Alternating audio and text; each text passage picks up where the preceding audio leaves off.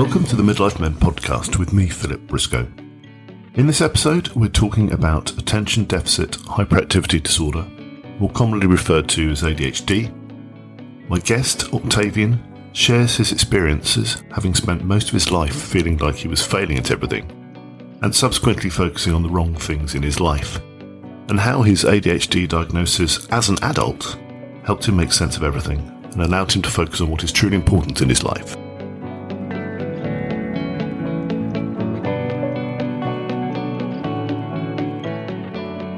Hi Octavian, welcome to the Midlife Men podcast. Perhaps you could start by introducing yourself. Absolutely. Philip, first of all, just thank you for having me on the show. I listened to a few of your episodes and I completely identified with the folks that you're speaking with. So to introduce myself, my name is Octavian Constantinescu. It is a long name, and right now I'm a business consultant from Ontario, Canada. I've lived here for about 26 years, but previous to that I was born in Romania and I lived there for close to 14 years. Which means that this year in October, I'm turning 40, and that is the age for midlife. And I think our conversation today is going to be very poignant. Congratulations. Welcome to the Midlife Club later this year. Today, as you know, we're going to be talking about ADHD and your lived experience of that, amongst other things. So it'd be really interesting to hear from you, your background and how that's evolved over the years. And at what point, was your trigger point, I guess? Yeah, absolutely. It's just one of those things, like when you say ADHD, normally what people think about is, what children kind of struggle with early on in their lives, or maybe as they're approaching adolescence. And as adults, we don't necessarily really think about, adults with ADHD, mainly because it goes undiagnosed in childhood and it doesn't go away when you're an adult. So I've been recently diagnosed with ADHD at the age of 39. And this happened, after living pretty much, half of my life, not knowing what was wrong with me. When I was in school, grade school, high school, I could never really just focus on studying. I would sit and read my lesson for 20, 30 minutes. And then I started, just kind of spacing out or tuning out or starting to play computer games. The things that I was studying were just boring to me, and I didn't have any sort of interest in them, no matter what I tried. And, my parents sent me to tutoring. I had tutors in elementary school. I had tutors in high school. And that helped because, the other person there, the third party, is helping you to focus your energy and mental capacity on what you're studying. But when I went to university, the tutors just kind of went away. And then when I went to work, the tutors were definitely not there. And, I could never find, when I was in university, I could never find the motivation to go to class. So I flunked out. And then eventually, after being married, I had that kind of almost another tutor in my life. I was able to finish a 4-year degree. My wife helped me to, to stay focused on the task at hand. And even if I was bored, I had that additional motivation behind me to get the work done. And, throughout this process, I never really understood what was happening, right? I thought I was just lazy or unmotivated or procrastinating, because this also happened at work, right? As soon as I started work, I started to find it difficult to finish my tasks, whether it's finishing them correctly with high quality or in a timely manner. And that issue just went on for years and years and years.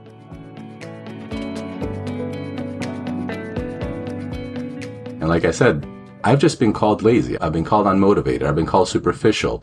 Internally, I just didn't feel that way. You know what I mean? Internally, I've always wanted to be successful and to finish what I had to do to show people that, I'm worth it. I'm worth something, but I could just never finish or doing the things that lead to success, unfortunately. And yeah, for most of my life, I didn't know what was wrong. And how did that kind of make you feel over time? It's funny that you asked that, because it doesn't make you feel great, right? Because you don't want to do those things on purpose, right? It's, when, like I said, from the outside looking in, other people would just think that I'm doing it on purpose. But from the inside looking out, from just kind of thinking about my own experience, it wasn't something that I wanted. It almost felt like I was in a prison, right? Or being forced to do something that I don't want to do. And that just didn't feel good to me because, I have a pretty high self-image of myself, right? I always felt like I was meant to be successful, or I was like a mover or a shaker or both. But the reality was that I was only like skating by, whether it's at school, whether it's at work. So those two realities just never really coalesced. There's a lot of cognitive dissonance happening in my brain because of that. So that must have been pretty frustrating, and presumably that kind of got you down. Yeah, it led to, many bouts of depression and, of course, the anxiety that goes with this sort of situation when you're not delivering results that are expected. Of course, anxiety is going to be through the roof. And when you're not living or acting in accordance to your values, which, one of my values is to provide, quality results to make a difference. When I'm not living up to those values because of my decisions, then again, that leads to the depression side of things. But at the same time, I also felt like success was almost owed to me, without doing the things that lead to success. I thought that success was owed to me, that I was meant for greater things.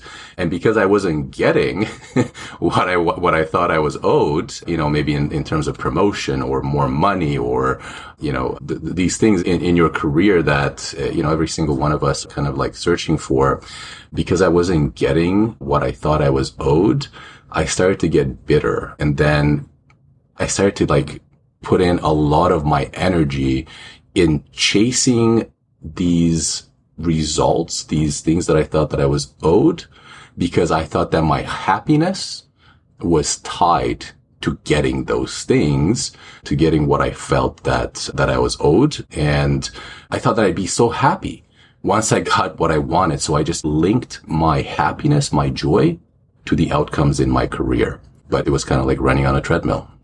And then, so in your personal life, though, away from your work life, how was that? With your wife and your children and your parents? Well, I'm sure that a lot of people can relate to this, because once you put all your energy into a particular outcome or a particular goal or a particular area of your life, other areas of your life will tend to suffer because you're not putting in the energy in those areas. So the problem was that I started to ignore the people around me, who now I realize were actually the key components of my happiness, not my career and the outcomes of my career, but the people around me. And I just ignored them for years. I ignored my kids, I ignored my wife, I ignored my parents and my friends, and just kind of like put in, 99% of my energy into being successful in my career, with very poor results in that area. And then, of course, very poor results in the personal side of things because I didn't dedicate any time or energy to it.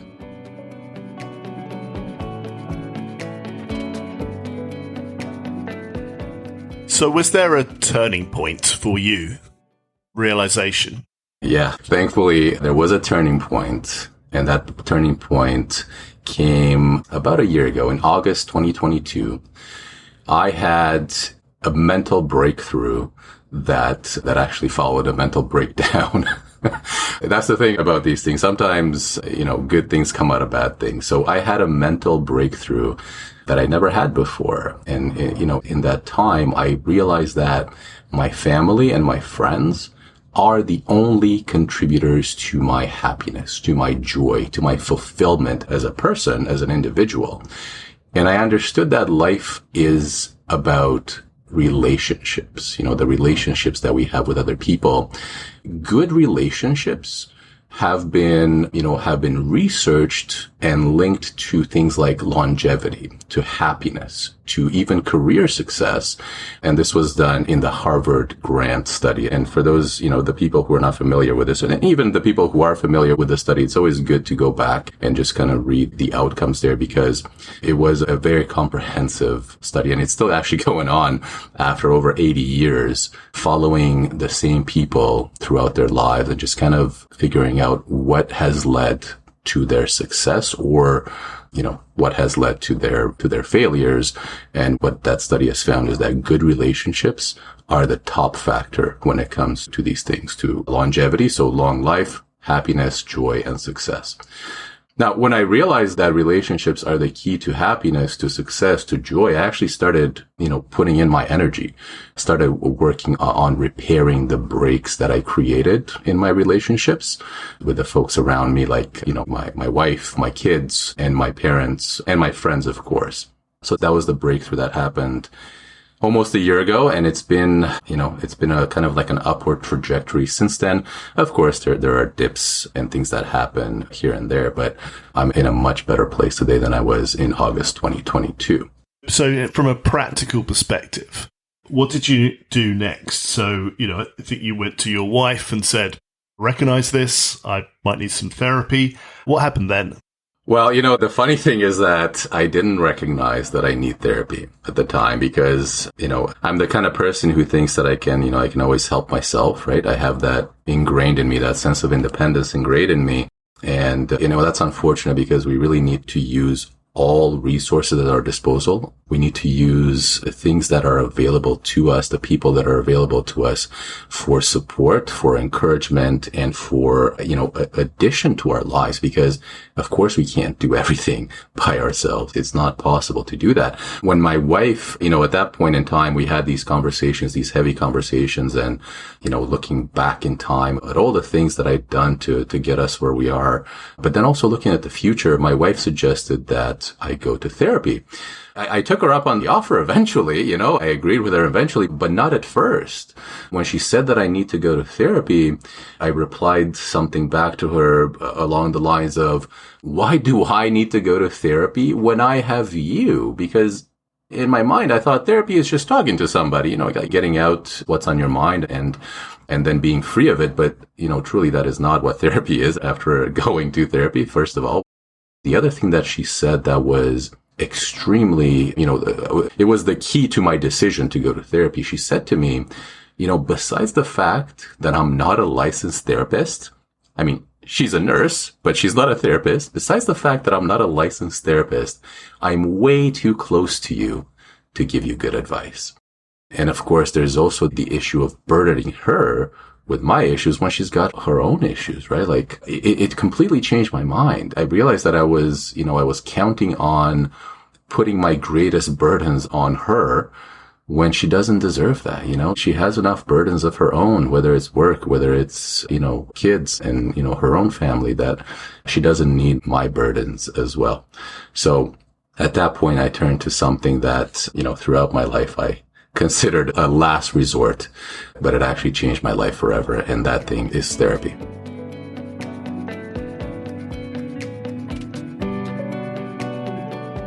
So how did that work for you then? How did that relate then to the ADHD diagnosis?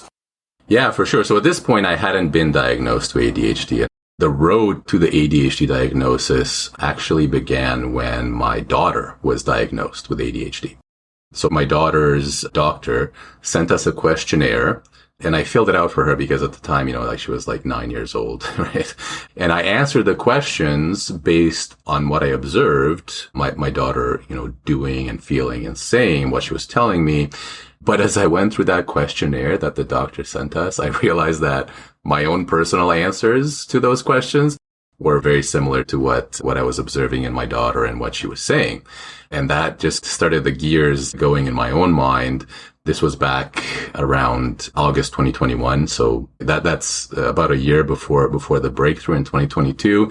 That's when I started my own journey towards diagnosis and treatment, which is, even more important than the diagnosis itself.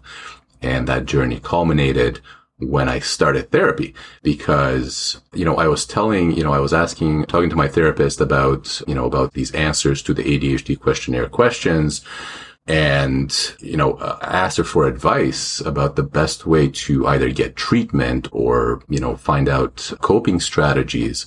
And she agreed at that point that my symptoms are pointing towards ADHD. And first she recommended a book that was very helpful in just understanding ADHD. For the listeners, that book is called ADHD 2.0. It's excellent in explaining what ADHD is at a much deeper level than I can explain. And it's also great for providing coping strategies for people who have ADHD and, to add those coping strategies to their arsenal in addition to medication. And how, just for people listening who don't really know much about ADHD, how can you develop it? What's the background to somebody being diagnosed with ADHD? When you start reading that book, you realize that there's actually two types of ADHD. The key thing to understand about ADHD is that ADHD, the disorder itself, is not a behavioral disorder, right? It's not a mental illness. It's not a learning disability, right? It's not something that you can develop. There is like ADHD-like symptoms that people can develop, depending on how they behave and what they do. This is really linked to our, kind of like high-speed society, having a phone in your hand all the time, never being bored and things like that. So there's kind of like behaviors that mimic ADHD. But ultimately, ADHD, again, is not behavioral. It's a developmental impairment of the brain's self-management system. It's genetic. People with ADHD, true, real ADHD, they have at least one defective gene that makes it difficult for neurons to respond to dopamine. And I don't want to get too scientific because, again, I'm not a scientist, and it's much better to read the books or the science behind this. But basically, the dopamine is a neurotransmitter in the brain that is involved in feelings of pleasure, as well as the regulation of attention, right? So when we feel intense joy, that's our brain reacting to dopamine. And when we're able to, to focus our attention on a task and complete it successfully, again, that's the result of dopamine's action in the brain. But ADHD, people who have ADHD, there is a malformation in a protein, in a neuron that, neurons are not able to react to dopamine correctly.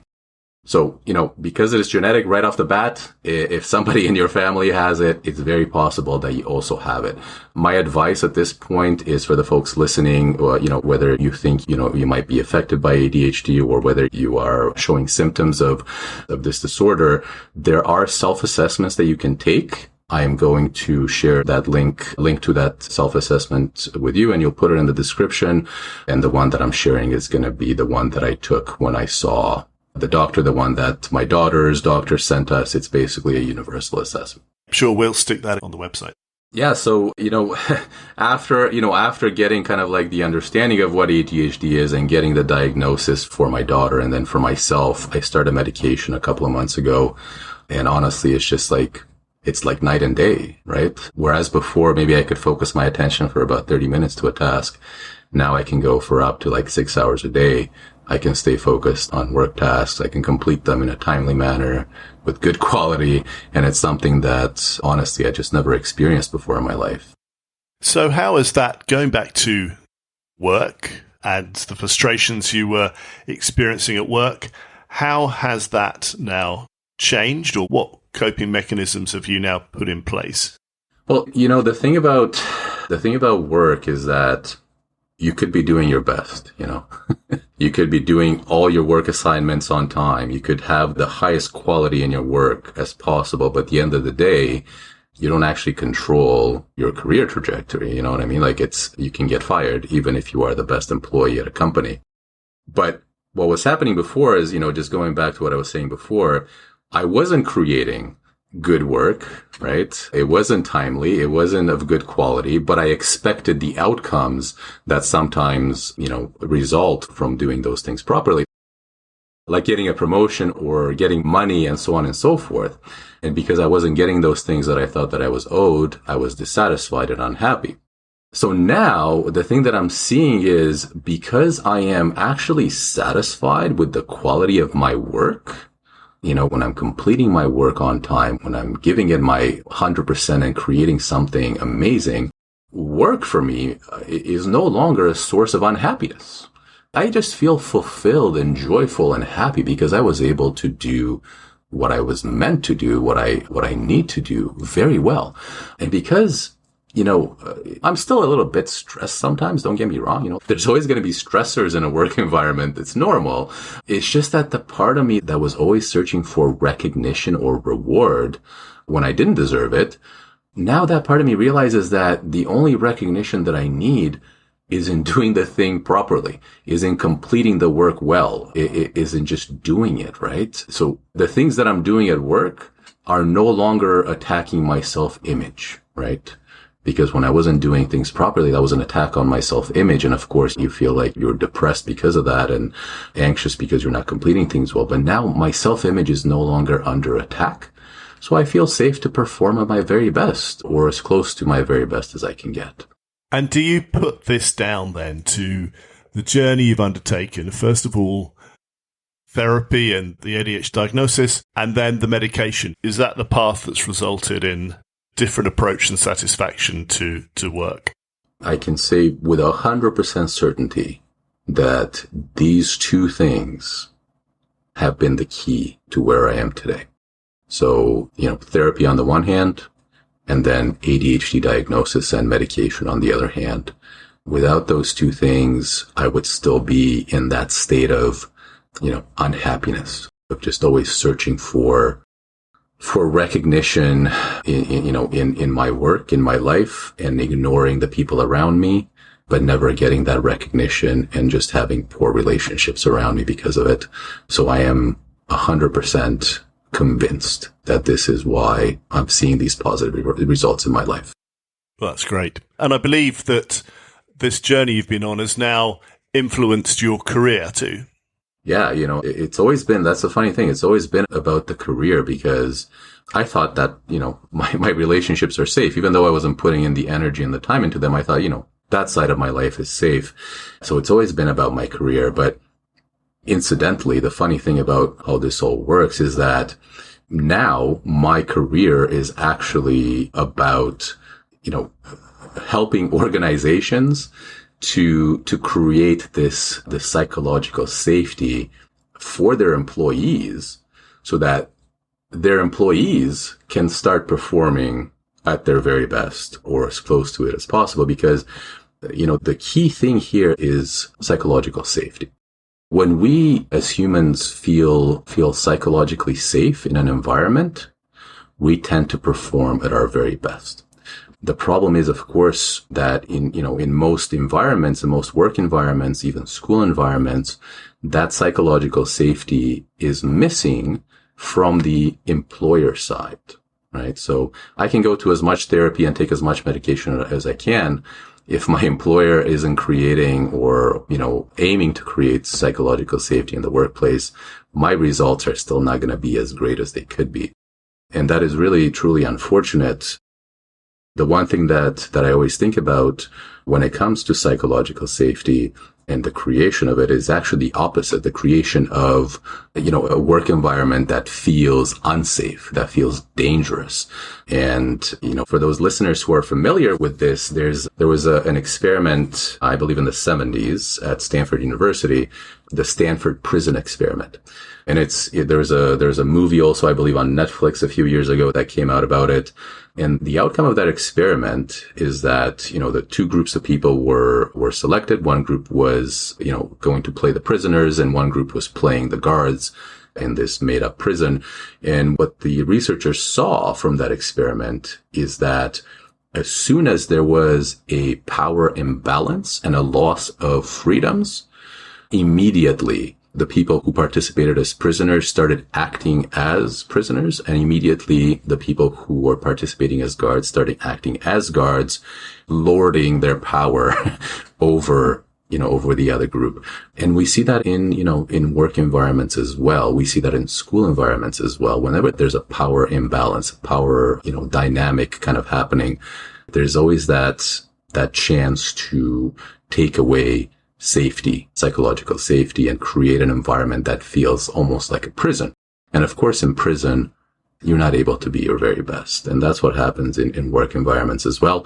But organizations are starting to recognize the importance of safety for high performance. And of course, organizations want every individual and every team to be a high performing individual or team. And these organizations are starting to take the steps to create psychological safety. And I'm one of those people who help organizations do that now. And it's funny that it kind of all came full circle like that. So, Octavian, what advice would you give to someone listening who either feels frustrated at work or doesn't feel they're living up to their expectations, or perhaps think that they recognize some of the symptoms of ADHD? Yeah, absolutely. So, the first thing to anybody listening to this and who's maybe relating to what I'm saying in some way is invest in your mental health. That is the main advice that I want to give you. You cannot affect your work environment, right? That's not in your control, or your school environment. You cannot, you cannot affect the way that people see you or react to you. The only thing that you can affect is your own actions. So because that is fully within your control, invest in your mental health in some way. It's imperative. Start with your own mental health. But there's 3 more parts to this advice, right? If you're finding, right now in this very moment that you're struggling with just something that's always the same thing over and over in your life, take a really deep look at that something, whatever it is, and just answer this question truthfully. Is this something a source of happiness for me or a source of unhappiness? Okay. It could be your career. It can be personal relationships. It can be anything in your life that is a recurring problem. And just ask yourself, is this giving me happiness or unhappiness? Now, you might be thinking like, well, it's a problem. It's an unhappiness, but that's not really true, because I thought that my family, was part of the problem. But truly, when I actually took a deep look at it, I realized that my family is actually part of the solution. It's a source of happiness for me. The second part of the advice is that if whatever it is that's bothering you is a source of unhappiness, think about it. Do you think it's because you're not very good at it? Like maybe not doing great work, or maybe it's because it's a negative environment that you're in. And then from there, there's a few decisions that you go down, branching decision trees, right? If it's because you're not very good at it, you can delve into why and how to solve that. If it's because it's a negative environment, you can delve into why and, maybe remove yourself from it. But the conclusion here is that you have to analyze, right? You have to put the time into this. You have to put the time into your own mental health and dig deep, right? This isn't going to cost you anything but time at this point. But then hopefully you can also engage with a licensed therapist to guide you through it. Because that is what they do, right? They guide you through it so that you can arrive at the right conclusions faster. And then finally, the third part of this advice, if there's something that is, always kind of like a recurring problem in your life, if that something turns out to be a source of happiness, if it turns out to be a source of satisfaction or joy, like, my family turned out to be in my case, then figure out a way to stop struggling with it. Right? There's going to be a great catharsis when this struggle ends against something that's actually good for you. Like my family and my friends were for me, and like therapy was for me, right? When I stopped struggling with it and I just accepted it and started doing the right things, the feeling of rest that you get from the end of this struggle is extremely refreshing, and it gives you so much more energy, and you're able to actually think about, investing in your mental health. And you're able to get out of that state of fear and anxiety and almost fight or flight so that you can do the next right thing. Instead of, making choices that come from fear, you make choices that come from joy. So in summary then, you need to really invest in your own mental health, take a good look at your situation and look at whether something is really a source of happiness or a source of unhappiness. And then really think through those and take a deep look. And as you said, sometimes you might be surprised. In your case, as you said, your family and friends were actually part of the solution. And then I guess journey through therapy and apply medication to your diagnosis has got you to a good place. Yeah. So, when you say it like that, what it makes me think is like, well, no, duh, you idiot, right? But that's the problem. Is like when you're in that frame of mind, in that state of mind, the things that are obvious aren't actually obvious at all. Like it's because you are in a kind of like a survival mode. It's very close to being in a survival type of situation, but it's psychological survival, right? It mimics the same symptoms of, physical survival, but it's actually psychological survival. And when you're in that situation, you tend to make the wrong decisions. One of the first things is to get out of the mentality of survival, to think rationally, right? To get out of that cycle of fight or flight and to think rationally and create a plan to go forward. So that's what I want to encourage people is that, yeah, this might sound, really obvious that you have to invest in yourself and do the right things. But oftentimes it doesn't feel like it's obvious. And oftentimes it doesn't feel like it's achievable, but it's extremely achievable. You can get started on that today by analyzing that, what is the source of unhappiness? What is that something that is always bothering me? And starting to go from there, seeking therapy, working with those around you, using your systems of support. You do have to put in the work. 100%. You have to put in the work. Nothing comes without work. I can guarantee that. Well, Octavian, thank you so much. It's been a pleasure. Thank you for being very open and sharing your experiences and for that great advice as well. Well, thank you for having me, Philip. It's been great having this conversation. Thank you for listening to this episode of Midlife Men. If you want to access the adult ADHD assessment tool that Octavian references, visit the Canadian ADHD Resource Alliance website, which is caddra.ca. And under the Resources tab, if you look for questionnaires, you'll find the Adult ADHD Self-Report Scale Symptom Checklist. The book Octavian referenced is called ADHD 2.0, and it's by Edward M. Hallowell and John J. Ratey, and can be found at most online retailers. If you have a suggestion for a topic you'd like us to cover in the podcast, or if you have a story you'd like to share, then please contact me either on Twitter @MidlifeMen or email me at midlifemen01@gmail.com. Join me next time when we talk to other midlife men about their stories, and maybe you'll find that they resonate with you.